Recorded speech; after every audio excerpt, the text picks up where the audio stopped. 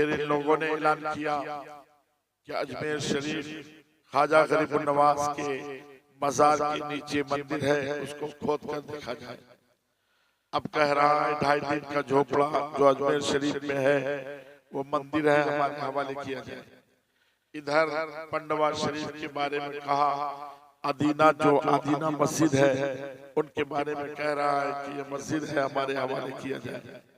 हजरत अलाउल हक नबी रहमतुल्लाह ताला अलैह के मजार के सिलसिले में कहता है इनके नीचे शिवलिंग मंदिर है, हमारे हवाले किया जाए, खोदा जाए, देखा जाए। ये आखिर कब तक चलता रहेगा? ये बक रहे हैं लेकिन आज तक कोई नेता मुसलमानों की तरफ से जवाब देने वाला तैयार नहीं है। कोई भी नेता आज तक इन लोगों के खिलाफ बोलने को तैयार नहीं, किसी भी पार्टी का हो, चाहे वो कांग्रेस हो, जदयू हो, राजद हो। ये तो एक तो भाजपा तो अपना मुखालिफ है ही, लेकिन ये सेकुलर पार्टी कहने वाले ये लोग भी बोलने को तैयार नहीं। और न कोई आलिम, चाहे देवबंदी तबके का हो, चाहे बरेलवी तबके का हो, कोई भी आवाज उठाने को तैयार नहीं है। किसी ने भी एहतजाज नहीं, और न कोई पीर साहब किसी खानका से निकले और न एहतजाज किए, न कुछ बोले। उनको क्या पड़ी है, मस्जिद जाए, खानका जाए, मदरसा जाए, उनको पड़ी क्या है? जब बड़े बड़े खामोश तो हम जैसे लोग भी खामोश। लेकिन अरबी कॉलेज में हमारे इलाके के उलमा बैठे, उन्होंने कहा मुफ्ती साहब आवाज उठाएं, हम आपके साथ हैं। बेशक। मैंने कहा कि मैं अपने बड़े उलमा से मशवरा कर लूं, तो फिर मैंने गुलाम रसूल बलियावी को फोन किया। उन्होंने कहा कि इदारे शरिया के तहत तहरीक बेदारी कॉन्फ्रेंस होती है, अगर आप उनके तहत आवाज उठाएं तो मैं आपके साथ में हूं।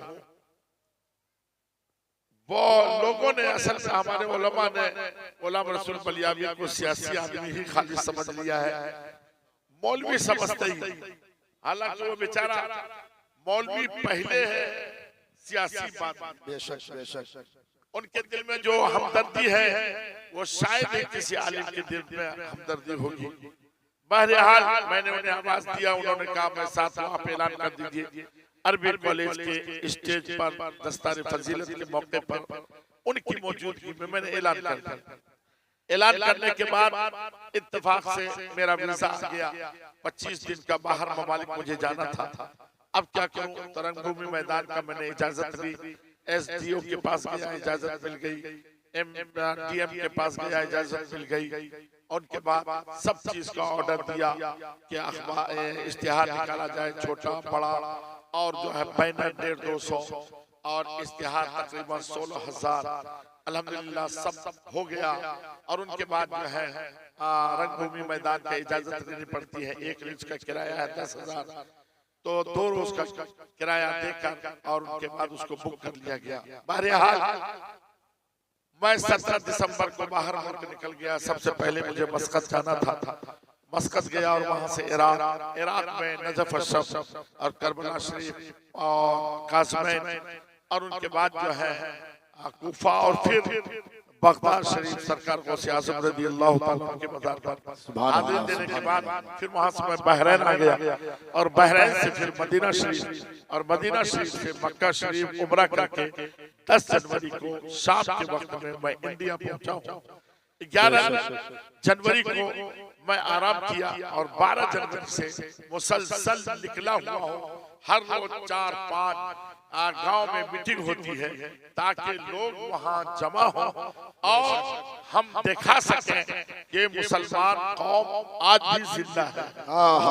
मुसलमान कौम आज भी जिंदा है। हम और आप कैसे मुसलमान हैं? गोश्त खाने वाले मुसलमान। हम और आप कैसे मुसलमान हैं? मुसलमान घर में पैदा हुए खानदानी मुसलमान।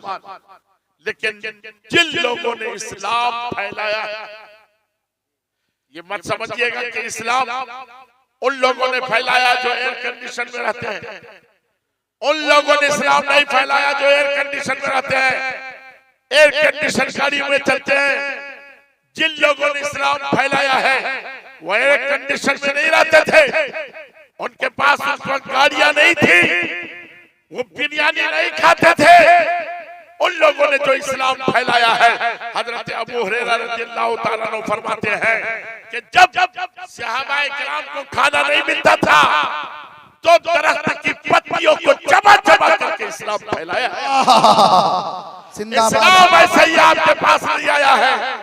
इस्लाम जब आपके पास आया आपको मालूम है, हजरत आयशा सिद्दीक़ा रज़ियल्लाहु ताला अन्हा फरमाती है कि खुदा की कसम मैंने नबी के दस्तरखान पर रोटी के साथ कभी सालन नहीं देखी।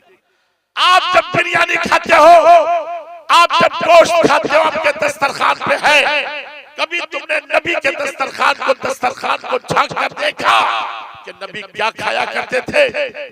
हजरत अबू हुरैरा रज़ियल्लाहु ताला अन्हु फरमाते हैं कि खुदा की कसम मैंने देखा नबी को और सहाबाए किराम को भी नबी के साथ जब उन्हें खजूर नहीं मिलता था तो खजूर की गुठलियों को जमा करते थे और उसे उबाल कर उनका शोरबा पीते थे, तब जाकर के इस्लाम आप तक आया।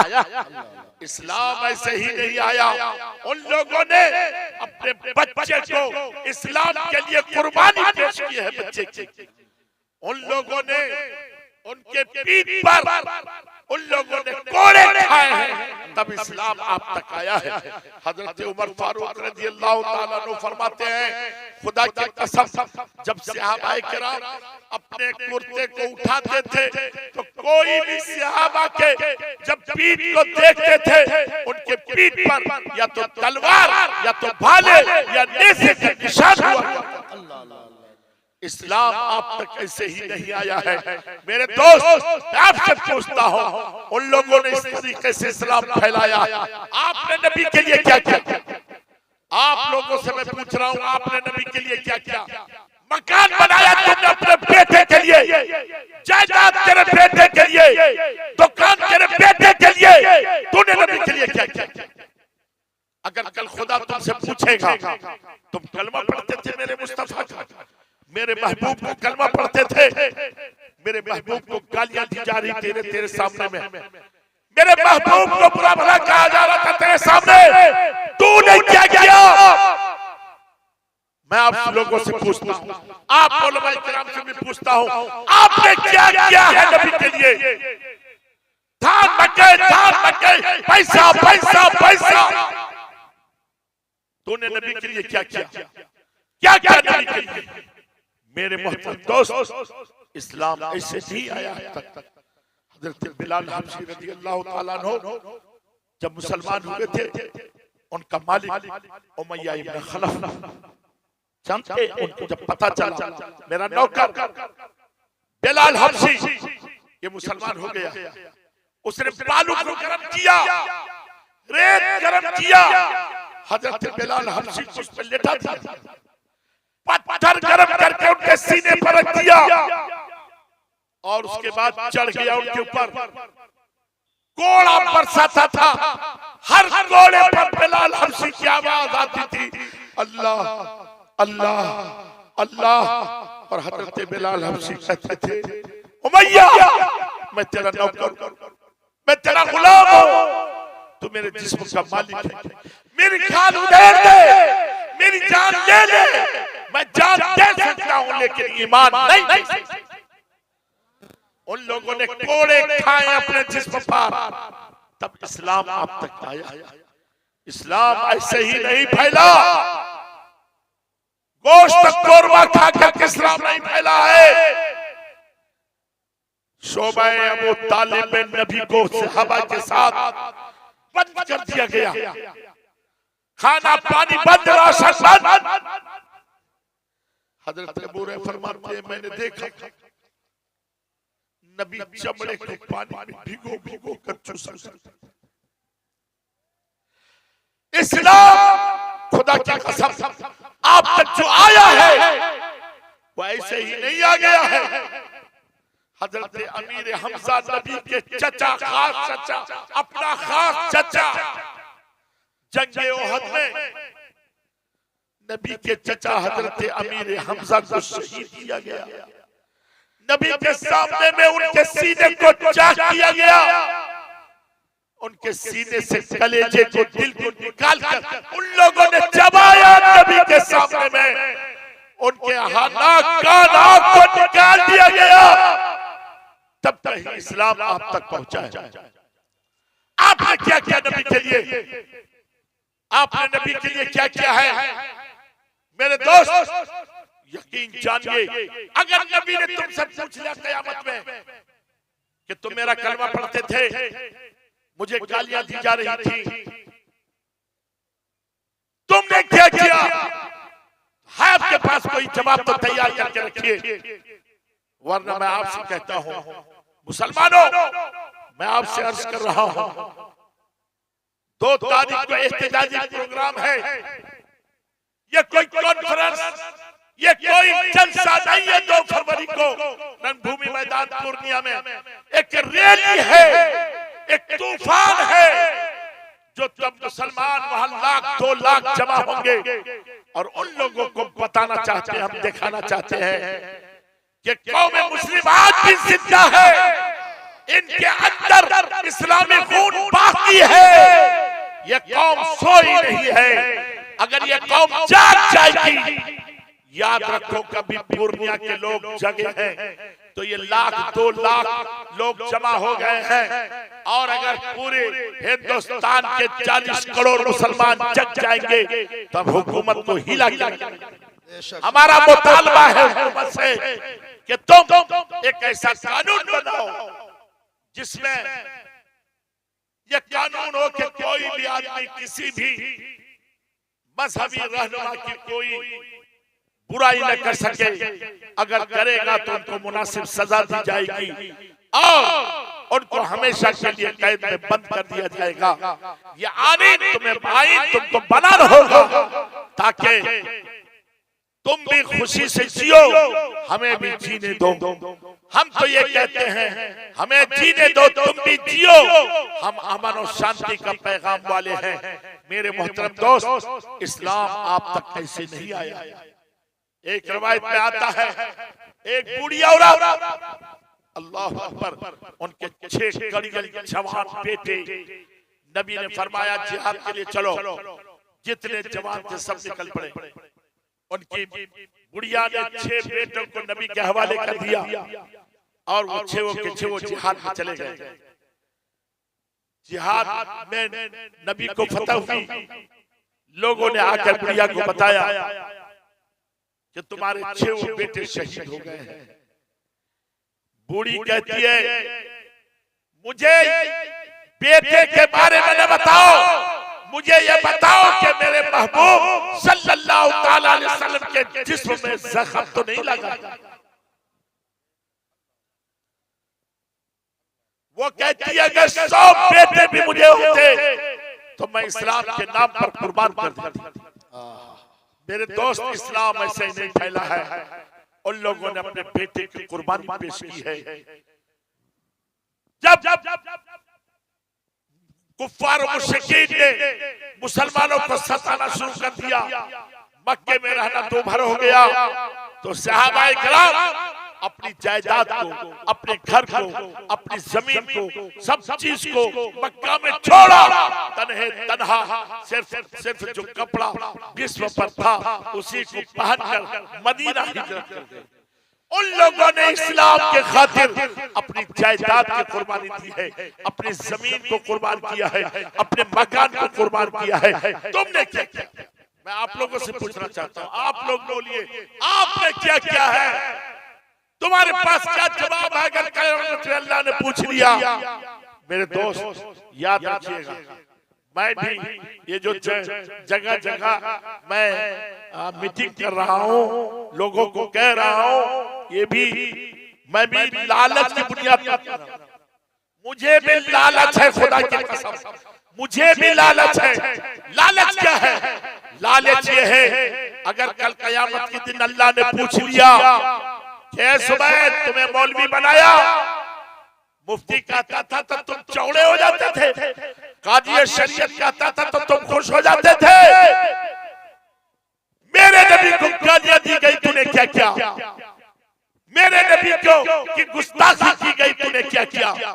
तो खुदा की कसम मैं कह दूंगा, परवरदिगारा, ये खालिक के कायनात मौला तबारक व तआला, मैं कुछ तो नहीं कर सका, लेकिन तेरे महबूब के नाम पर एहतिजाजी प्रोग्राम मैंने रणभूमि मैदान में रखा था और गली गली कूचे कूचे मुसलमानों के पास गया था, इन लोगों के पास, और कहा था कि तुम कुछ नहीं, सिर्फ इतना करो कि 2 तारीख को रणभूमि आकर रणभूमि मैदान पूर्णिया आकर भर दो और उन लोगों को दिखा दो। लेकिन या रसूल अल्लाह, अरे परवरदिगार, ये लोग नहीं गए। इन लोगों से पूछा जाए कि इनको जब आवाज दी गई थी तो ये नबी के नाम पर आने को तैयार क्यों नहीं हुए? अगर आपके पास जवाब है तो आप जवाब तैयार करके रखो। मैंने तो अल्हम्दुलिल्लाह अपना काम कर लिया है, आप तक पैगाम पहुंचा रहा हूं। आप भी रणभूमि मैदान 2 तारीख को आओ, अपने गाड़ियों से आओ, ट्राली से आओ, 2 चक्के से आओ, 3 चक्के से आओ, 2 चक्के आओ, लेकिन आओ, नबी के नाम पर आओ।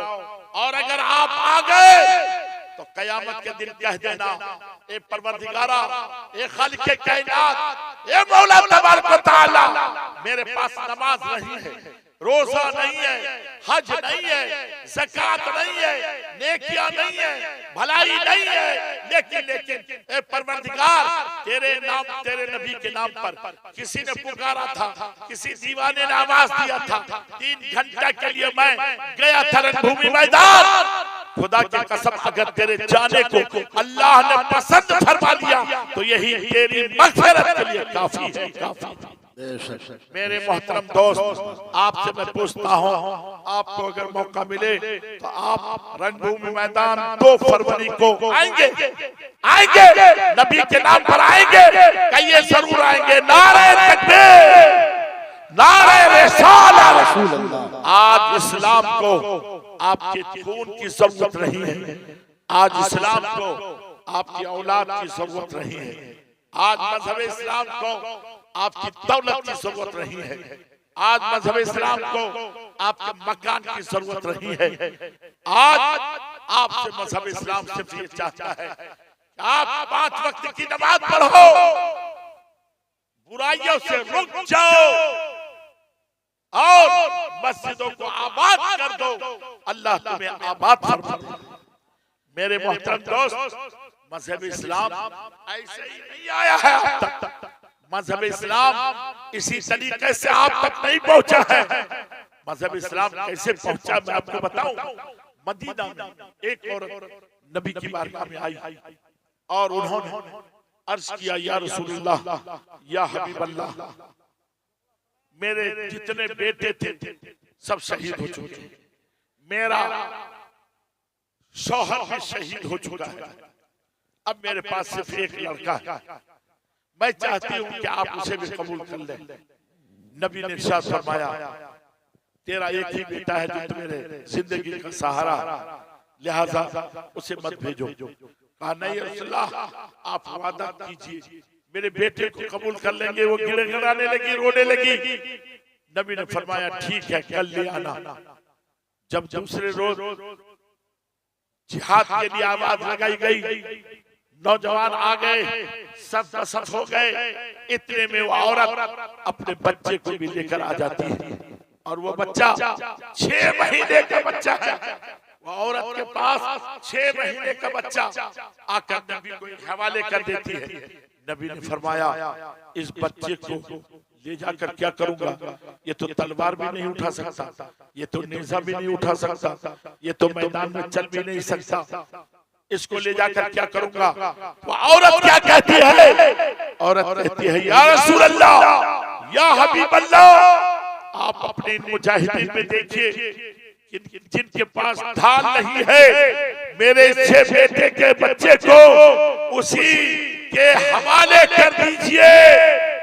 जब कुफ्फार और मुशरिकीन तीर बरसाएंगे, तलवार चलाएंगे, तो ये ढाल के बदले मेरे बच्चे को आगे कर दे ताकि मुजाहिद बच जाए और मेरा बच्चा इस्लाम के नाम पर शहीद हो जाए। मेरे मोहतरम दोस्त, वाह वाह वाह, इस्लाम की ये कुर्बानी है, ये लोगों सहाबा की ये कुर्बानी है, तब कहीं जाके इस्लाम आप तक आया। आप क्या समझा? इस्लाम ऐसे ही गोश्त खा के फैलाया है? इस्लाम बिरयानी खा के फैलाया गया है? जी नहीं, खुदा की कसम, मजहब इस्लाम जो फैला है बड़ी मुश्किल से तलवारों के साए में, और मेरे मोहतरम दोस्त अखलाक के साथ, किरदार के साथ। हजरत अली रज़ी अल्लाह ताला अन्हु फरमाते हैं, एक पहलवान हजरत अली रज़ी अल्लाह ताला अन्हु से भिड़, और मैं आपको बताऊं कि पहले के मुसलमान कैसे थे। मैं आपको एक बात बता रहा हूं, क्या पहले के मुसलमान कैसे थे?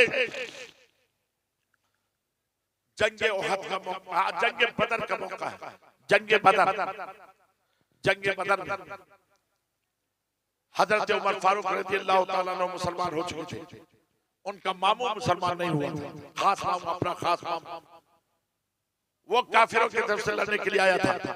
हजरत उमर मुसलमानों की तरफ से जंगे बदर में जब आमना सामना हुआ तो हजरत उमर फारूक रज़ी अल्लाह ताला अन्हु का मामू जो पहलवान था, कितना बड़ा पहलवान, 10 आदमी इसको पकड़ लेता था, छटक देता तो गिर जाता था। इतना बड़ा पहलवान, 10 इधर पकड़ा, 10 इधर, 20 आदमी को एक साथ छटक जाता था। इतना बड़ा पहलवान था। उसने आवाज दिया, ए मोहम्मद इब्न अब्दुल्लाह सल्लल्लाहु अलैहि वसल्लम, है तुम्हें कोई ऐसा नौजवान जो मुझसे मुकाबला कर सके तो भेज दो। हजरत उमर फारूक रज़ी अल्लाह ताला आगे बढ़े, या रसूलल्लाह इनके मुकाबले के लिए मुझको भेज दीजिए।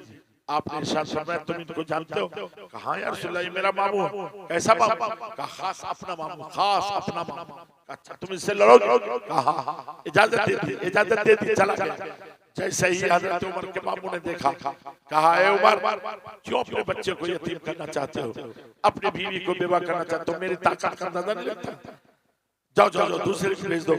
हजरत उमर ने कहा नहीं, अभी तो तुम आवाज दे रहे थे है कोई मुकाबले के लिए, तो मैं आ गया, अब भाग रहे। इतना सुनना था कि मामू ने नेज़ा मारा। हजरत उमर फारूक ने अपने ढाल से उस नेज़े के वार को रोक लिया, फिर उन्होंने तलवार निकाली, ताबड़तोड़ हजरत उमर फारूक पर तलवार चलाना शुरू किया।